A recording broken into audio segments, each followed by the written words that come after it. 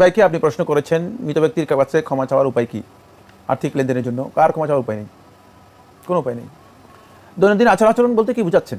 যদি কোনো মাজলামা হয় থাকে, যেমন তার গীবত করেছেন, তার কোনো কথার মাধ্যমে সম্মানহানি করেছেন, তার ইজ্জত কারোর কাছে নষ্ট করেছেন, তাহলে অবশ্যই এটা মাজলামা, এটা তার উপর অত্যাচার, জুলুম। জুলুম শুধুমাত্র আর্থিক লেনদেনের মধ্যে হয় তা নয়, জুলুম অনেক দিক থেকে হতে পারে। সুতরাং এক্ষেত্রেও তার কাছ থেকে ক্ষমা চাওয়ার আর কোনো উপায় নেই। মৃত্যুর পরে কোনো ব্যক্তির কাছ থেকে ক্ষমা যেতে পারবেন না, আর ক্ষমা চাওয়ার কোনো উপায় নেই। সেক্ষেত্রে আপনি চেষ্টা করবেন এই কঠিন মাজলামা থেকে, কঠিন যেই তার উপর অন্যায় করেছেন, এই অন্যায়ের এই হকটা থেকে নিজেকে বাঁচানোর জন্য তার পক্ষ থেকে দান করবেন, তার জন্য আল্লাহ তাআলার কাছে অধিক পরিমাণে দোয়া করবেন, এবং যদি সংশ্লিষ্ট তার কেউ থাকে তাদেরকে সহযোগিতা করার জন্য চেষ্টা করবেন। তাহলে হয়তো আল্লাহ সুবহানাহু ওয়া তাআলা মেহেরবানি করে ক্ষমা করে দিতে পারেন। কিন্তু এটা পদ্ধতি নয়, এটা যে মানে এর মাধ্যমে ক্ষমা পেয়ে গিয়েছি। খেয়াল রাখতে হবে, অপরাধ হয়ে যাওয়ার পরে এই অপরাধ থেকে মানে নিষ্কৃতি পাওয়ার পদ্ধতি হচ্ছে যার হক নষ্ট করেছেন সেই হকটা আর্থিক হক হোক, অথবা আর্থিক নয়, নৈতিক অথবা অন্য কোনো দিক থেকে মানে অবস্তুগত হক হোক, সেই ক্ষেত্রে অবশ্যই তার কাছ থেকে ক্ষমা নিতে হবে। কারণ এটা হকুল ইবাদ, বান্দার হকের সাথে জড়িত।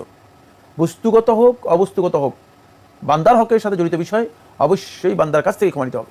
কিন্তু বান্দার কাছ থেকে ক্ষমা নিতে পারেন নাই, এর অর্থ হচ্ছে কিয়ামতের দিন দাঁড়াতে হবে। মানে এখানে আর কোনো স্কোপ নেই, এখানে আর কোনো জায়গা নেই। কিয়ামতের দিন অবশ্যই কী করতে হবে?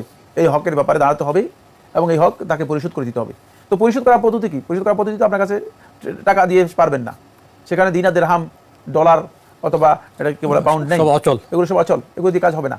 সুতরাং সেই জায়গায় আপনাকে পরিশোধ করতে হবে কীভাবে? একটাই পদ্ধতি আপনাকে অনুসরণ করতে হবে, সেটা হচ্ছে যে তার জন্য আল্লাহ রাব্বুল আলামিনের কাছে এমন কিছু আমল পেশ করবেন যে আমলগুলো বলুন যে আল্লাহ এগুলো তো তার জন্য আমি করেছিলাম, সেগুলো থেকে পরিশোধ করে দেন। নেক আমলগুলো আল্লাহ রাব্বুল আলামিন সেগুলো দিয়ে পরিশোধ করে দেবেন, অন্যথায় আপনার নেক আমল দিয়ে পরিশোধ করতে হবে।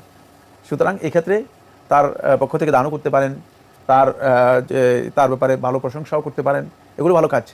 তারপরে তার যারা কাছের মানুষ আছে, পরিবার পরিজনের মানুষ আছে, তাদেরকে সহযোগিতাও করতে পারেন, তার পক্ষ থেকে আপনি সদকাও করতে পারেন, অথবা আল্লাহ তার কাছে অধিক পরিমাণে দোয়াও করতে পারেন। সবটাই মূলত আপনি মানে কিয়ামতের দিন ওই মাজলামা থেকে নিজেকে রক্ষা করার জন্য রিকভারি হবে, সেটা কিছুটা আপনি পার পাওয়ার একটা স্কোপ তৈরি হবে, সুযোগ তৈরি হবে।